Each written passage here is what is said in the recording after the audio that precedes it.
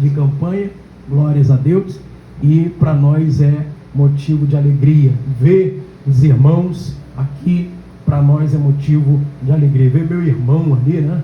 Alex também, motivo de alegria, glórias a Deus. Está comigo minha esposa, né? Evangelista Fabiana Barcelos.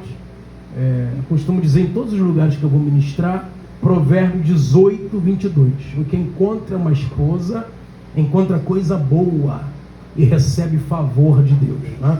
Então ela é o favor que Deus me fez. Parece um paradoxo teológico, né? Deus, um ser totalmente transcendente e altamente espetacular, fazer um favor para nós, né? Mas ele me fez um favor de entregar a minha esposa. Eu sou grato a ele por isso. Glórias a Deus. Quantos estão desejosos em ouvir a palavra de Deus? Glória a Deus. Amém. Glórias a Deus. Amém. Agradeço também ali, ó, nosso irmão professor de física, né? Lá no colégio que nós estamos dando aula também, Isaac, né? Falou que viria nos prestigiar também aí, adorar a Deus, né? Lá, graças a Deus conosco, e está aí para a glória de Deus. Vamos à palavra do Senhor, em nome de Jesus. Nós temos até 15 para as mãos. Glórias a Deus. 1 Coríntios, capítulo de número, 1 Crônicas, capítulo de número 13.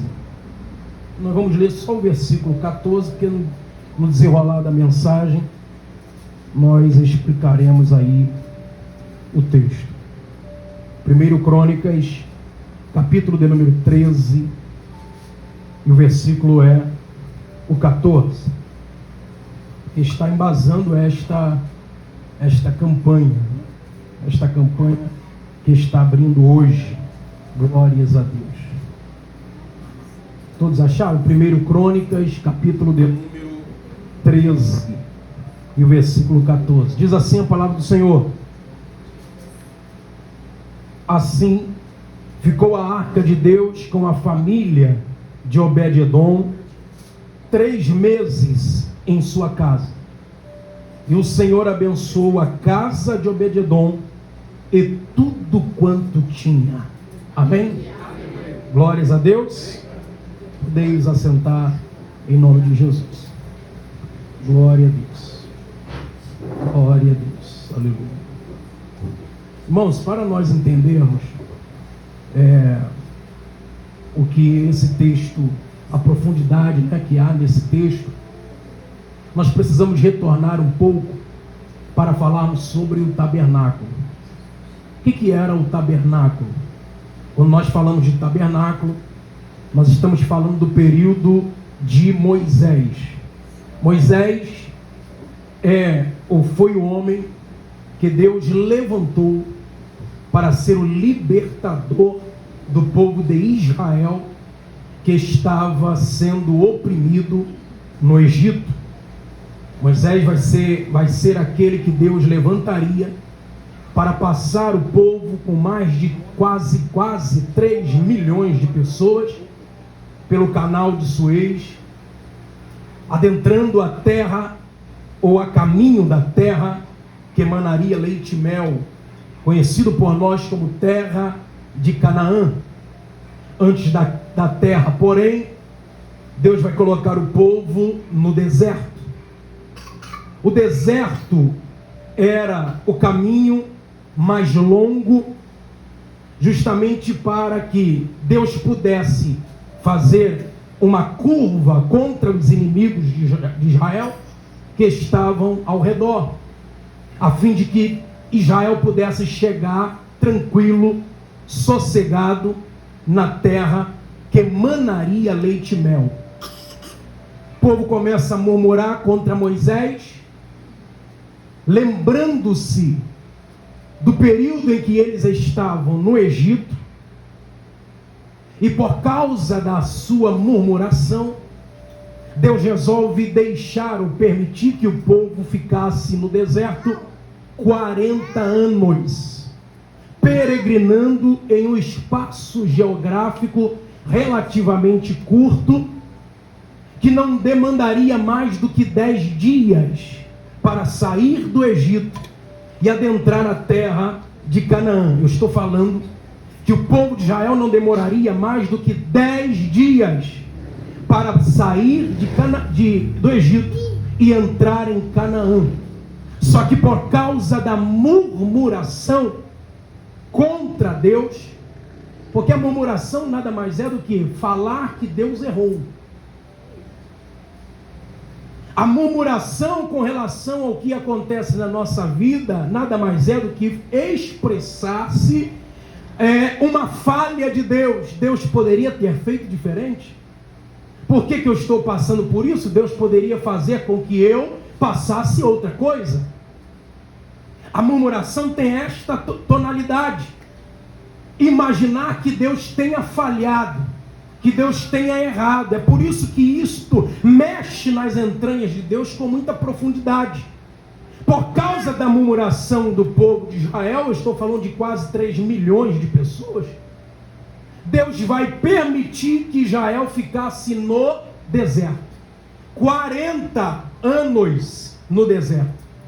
No meio destes 40 anos, ou seja, no meio do deserto, Deus vai começar a palestrar com Moisés. E a primeira coisa que Deus vai fazer com Moisés, Êxodo capítulo de número 20, os versículos 1, 2 em diante, está falando para nós a respeito daquilo que é chamado de decálogo, ou aquilo conhecido por nós como os 10 mandamentos. Deus está conversando com Moisés e está falando: a partir de agora, vocês ficarão no deserto durante 40 anos, mas não ficarão à toa. Vocês estarão no deserto, mas estarão sob supervisão divina. Vocês ficarão no deserto, mas mesmo no deserto não é o momento de ficar desguarnecido. No deserto não é o momento de achar que nós não temos leis. Deus está falando: no deserto vai ter lei que você vai precisar obedecer. E nestas leis são os 10 mandamentos. Adorar somente a Deus é o primeiro dele. Não fará para ti imagem de escultura. Imagem de escultura não é apenas as imagens, hoje em dia, de idolatria da Igreja Católica Apostólica Romana. É tudo aquilo que toma o lugar de Deus. Toma o centro da minha vida. O centro da minha vida deve ser Deus. Eu devo respirar Jesus. Eu devo andar como Cristo andou. Eu devo tentar ao máximo parecer-me com Jesus. É por isso que nós tentamos ao máximo nos parecer como com Cristo. Ah, mas pregador, não vai dar. Eu sei que não vai dar, mas nós vamos alcançar a estatura de varão perfeito segundo Deus, e não segundo as nossas próprias ideologias.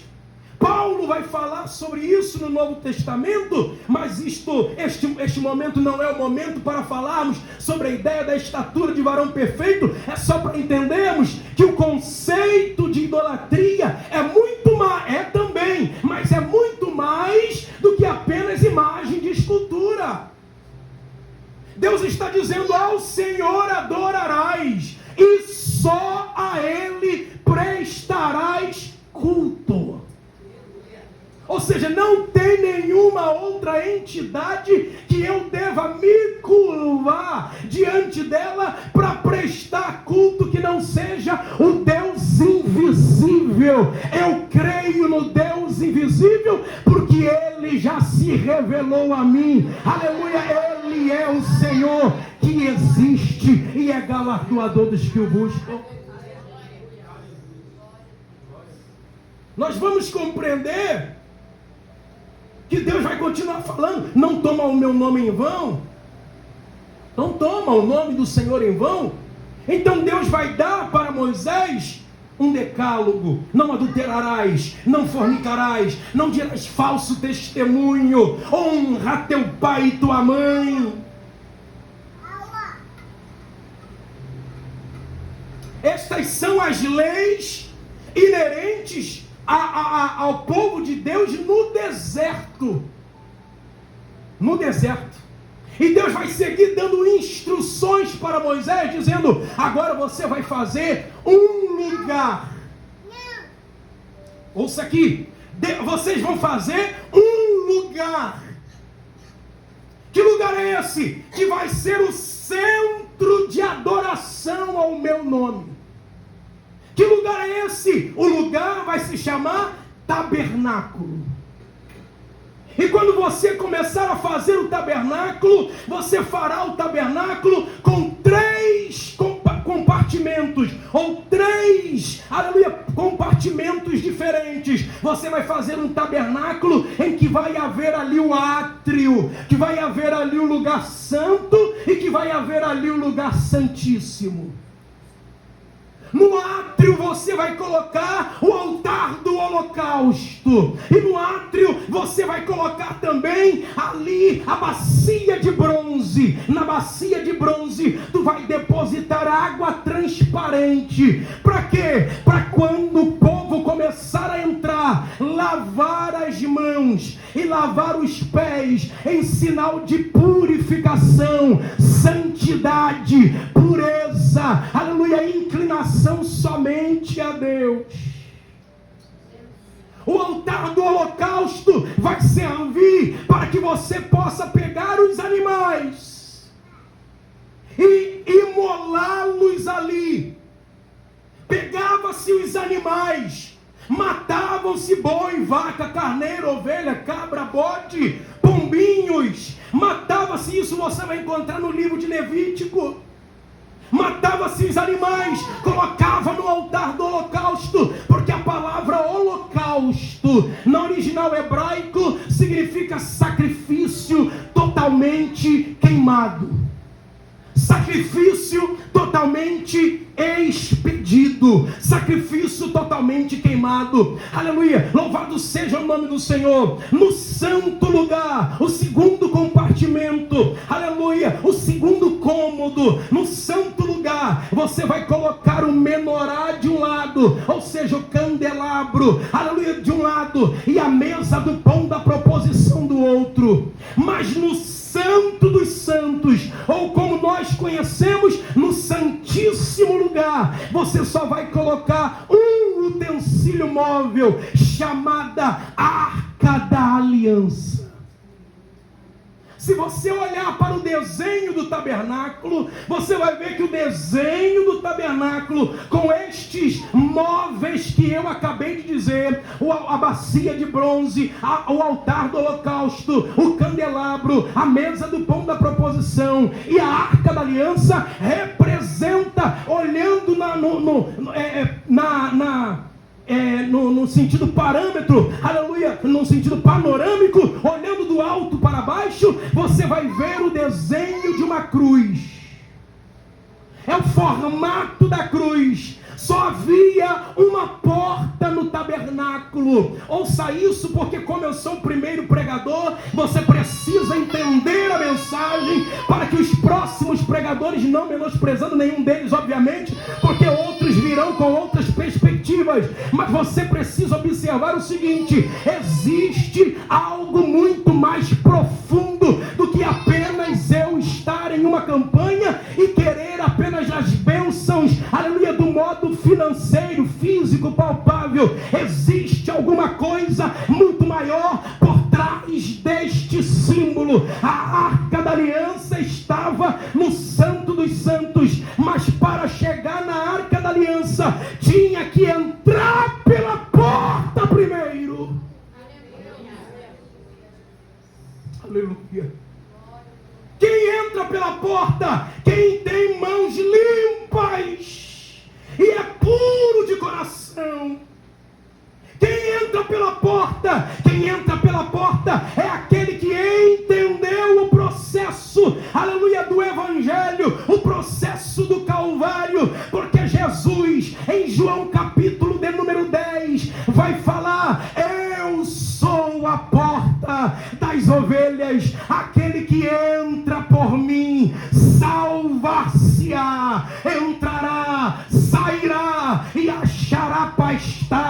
bem, Jesus estava falando: eu sou a porta, não tem outra, eu sou a porta, só entra por uma porta, e se for sair, tem que sair por ela. Quando a palavra de Deus fala sair, não é sair para o mundo, não é sair para se desviar, é sair para fazer a obra, é sair para o campo verdejante, é aquele que entra por ele. Não tem como sair da mesma forma quando entra por ela, por essa porta que se chama Jesus. Ele muda, ele transforma, ele restaura, ele modifica, ele quebranta, ele acende, ele reacende, ele faz o que o homem não faz.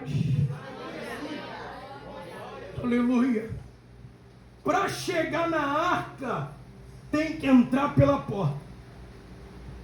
Para chegar na arca, tem que entrar pela porta. Eu vou ser claro: para chegar na arca, tem que aceitar Jesus de verdade. Aleluia, aleluia. Porque Ele é a porta. O tabernáculo, a arca da aliança, representava a presença de Deus. A arca da aliança, dentro do tabernáculo, representava a presença de Deus. Oh glória, aleluia. Eu vou falar novamente para você entender. A arca da aliança representa a presença de Deus. Eu estou em uma campanha dizendo: a arca de Deus na minha casa, a arca de Deus na minha família, a arca de Deus nos meus negócios, a arca de Deus. Então você tem que entender: a representatividade e o simbolismo da arca representa a presença de Deus. Aleluia. Irmãos, eu não estou falando da presença do Lula, eu não estou falando da presença do Bolsonaro, eu não estou falando da presença de ninguém destes, eu estou falando da presença de Deus. Tem gente que tem mais reverência diante do Bolsonaro do que diante da presença de Deus. Nessa noite, troca isto aí. A presença de Deus vai entrar na tua casa quando você de fato e de verdade entender o quanto deve renunciar e reverenciar esta presença. Aleluia, Aleluia, aleluia, aleluia. Veja bem, a arca da aliança era feita de madeira de acácia, revestida de ouro por dentro e por fora. Aqui mais uma vez reflete a ideia da cruz, porque a cruz é madeira, mas o ouro representa pureza, o ouro representa realeza. Quem é que estava na cruz do Calvário morrendo por nós? Quem é que estava? Você sabe? Quem é que estava na cruz do Calvário morrendo por nós? Jesus. Jesus está fazendo ali o que Paulo vai falar em 1 Coríntios, com relação às obras.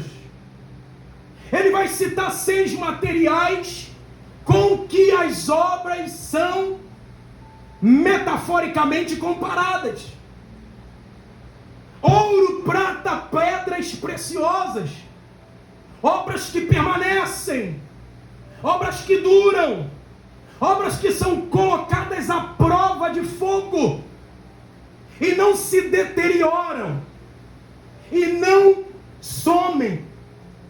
Agora, feno, palha e madeira são obras que, se forem colocadas em fogo, somem. Já era. Mesmo que a madeira seja boa, demora, mas some. Então o que Jesus estava fazendo na cruz foi a melhor obra já realizada na terra. A cruz do Calvário foi a melhor obra já realizada na terra, obra de ouro. Aleluia. É por isso que a arca da aliança, ela é revestida de ouro. A arca da aliança tem uma peça em cima dela, chamada de propiciatório. Propiciatório nada mais é do que a ideia de sacrifício.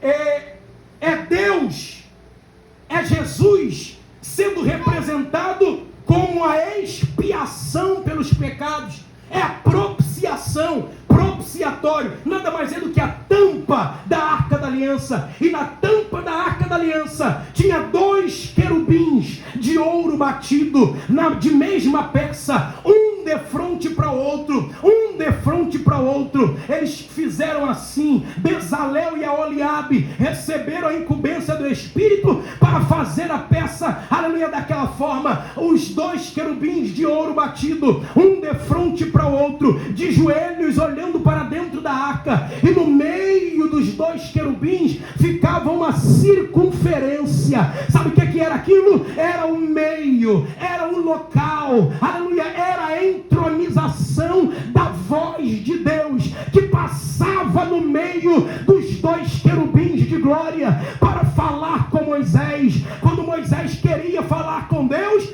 a Bíblia diz que ninguém viu a Deus, e se visse, morria, por causa da imensa glória com que Deus é revestido. Mas por que Moisés, aleluia, precisava chegar diante da arca para falar com Deus? Por causa disso, Deus falava no meio dos 2 querubins, aleluia. Você talvez não consiga compreender, mas Deus está falando para quem quer ter a arca da aliança dentro da tua casa, aleluia. Se tiver a arca, tem a voz de Deus. Se tiver a arca, tem a presença. Se tiver a arca, tem a glória. Deus está dizendo: se tem arca, tem direcionamento. Se tem arca, Ele vai garantir. Se tem arca, Ele vai falar e ninguém vai impedir.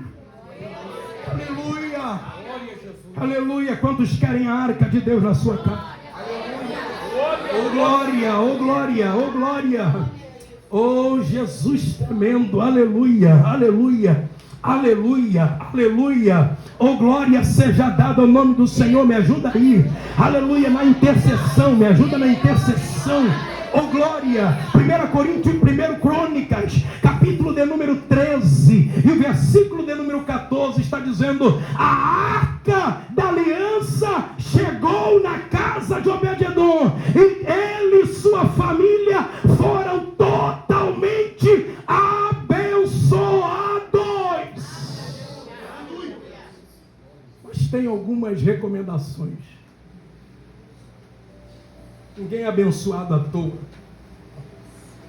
a não ser que você não queira compromisso com Deus. Muitos da multidão, muitas das multidões que seguiam Jesus foram curados.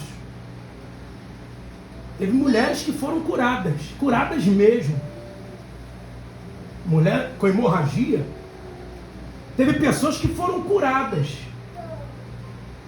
Acredite se quiser, teve pessoas que ressuscitaram e não seguiram Jesus. Porque para ter a arca é preciso ter um comprometimento. Para ter a arca é preciso ter um compromisso. Aleluia.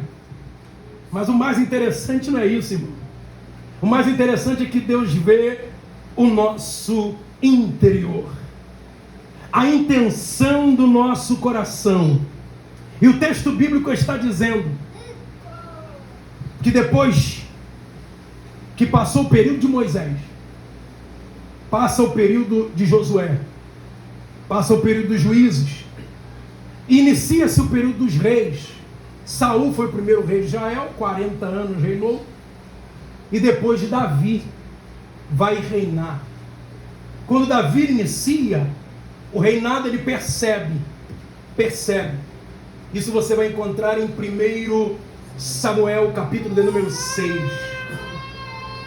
Ele vai perceber, Davi vai perceber que a arca da aliança já não estava em Jerusalém há muito tempo. Davi perceberá que a arca da aliança, o que a arca da aliança representa? A arca da aliança não estava em Jerusalém pelo menos 20 anos. A intenção de Davi é: eu vou entrar para reinar em Israel, Eu não posso reinar com o meu próprio braço. Eu não posso dirigir esta nação com as minhas próprias forças. Eu tenho que ter a presença de Deus comigo. A intenção dele era boa, sim ou não? A intenção de Davi era fenomenal, era extraordinária. Ninguém consegue dirigir absolutamente nada com a força do seu braço, a não ser que Deus permita, mas com Deus as coisas vão andar um pouco mais fáceis, um pouco melhor, aleluia, mesmo que demore um pouco, mas as coisas vão andar, as coisas vão se direcionar, louvado seja o nome do Senhor. A intenção de Davi era perfeita. A intenção de Davi é: traga a arca.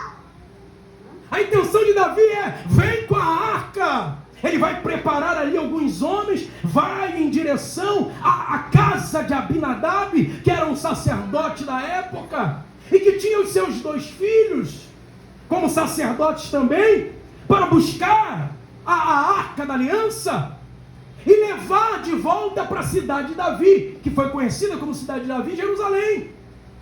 A intenção de Davi é boa, só que Davi tem pressa. A intenção de Davi é boa, só que Davi tem pressa. Tem gente no nosso meio que às vezes vem, recebe de Deus, e aí ela vai percebendo que Deus é um Deus que abençoa, mas em algum momento ela pede uma outra coisa que a bênção não chega. Ela pede outra coisa e a bênção demora. E aí ela sai, ou vai para o mundo, ou vai para outra religião, ou tenta em outras situações e outras coisas. E Deus está dizendo: Davi quis a presença de Deus com pressa. E no reino de Deus nós não podemos ter pressa. Nós temos que ter aceleração. Agora pressa não.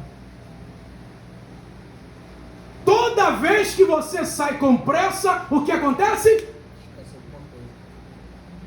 Sempre esquece alguma coisa. Você até sabe, mas saiu com pressa, esquecer a chave. Saiu com pressa, esquecer a carteira. Davi, a intenção de Davi foi boa, mas ele vem com pressa. E ele sabia legitimamente, como um legítimo levita, ele sabia o que era para ser feito com a arca da aliança. E como a arca deveria ser transportada. Você sabe como a arca deveria ser transportada? A arca da aliança tinha 2 hastes que pegava em todo ela. 2 hastes, uma em cada lado. E que deveria ter 4 levitas para carregar nos ombros. Ombro fala de peso. Ombro fala de jugo. Eu costumo falar isso quando eu prego. Não confunda, com Jesus o fardo e o jugo é suave e leve. Mas tem fardo e tem jugo. Ele só troca o jugo do diabo. Porque antes você era chamado de aparelho, antes era chamado de cavalo, antes era isso, era aquilo, lá no mundão, lá na macumba, lá na umbanda, na quimbanda, no candomblé. Ele joga, ele troca o jugo do pecado, o jugo do diabo, pelo jugo dele, que é suave, que é leve. Aleluia. Então os levitas levavam a presença de Deus nos ombros. Davi sabia disso, que ele era levita. Davi sabe, só que ele está com pressa. Ele tem que trazer logo. Já foi 20 anos sem a presença. Vem logo, vem logo, vem logo. E aí o que ele faz? Os filisteus já tinham levado a arca da aliança para uma cidade chamada Asdod, que era onde ficava o templo de Dagon, o deus dos filisteus. Segundo a palavra de Deus, quando a arca chega no templo de Dagon, Dagon cai com o rosto no chão, perde os braços e as pernas, há um terremoto e as pessoas vão ver o que houve. Então a Arca da Aliança provoca nos filisteus úlcera e hemorroida. Os filisteus ficam temerosos, devolvem a Arca da Aliança para os israelitas. Os filisteus devolvem em cima de um carro de boi, um carro novo, um carro de boi novo. Os filisteus vão devolver a Arca da Aliança em cima de um carro de boi. Alguém está tocando o carro de boi e vai o carro de boi até a cidade de Kiriat Jearim, onde morava Abinadab. E a cidade de Kiriat Jearim é a cidade dos levitas. Veja que a representação dos filisteus, para nós contextualizarmos, eles são os ímpios, os que não conhecem cabalmente Jesus, os que não conhecem de fato o reino de Deus, mas de longe eles sabem algumas leis, eles sabem que a Arca da Aliança só a levita deveria levar. Então eles vão levar a Arca da Aliança para a cidade dos levitas. Mas só que ímpio trata a presença de uma forma, mas crente trata a graça de Deus e a glória de Deus de outra. Ímpio pode fazer o que quiser e Deus ainda tenha misericórdia. Mas a Bíblia escrita está que é melhor que você nem soubesse de determinada lei do que sabendo não cumpri-la. Então para nós o negócio aperta mais. Para nós o negócio é mais.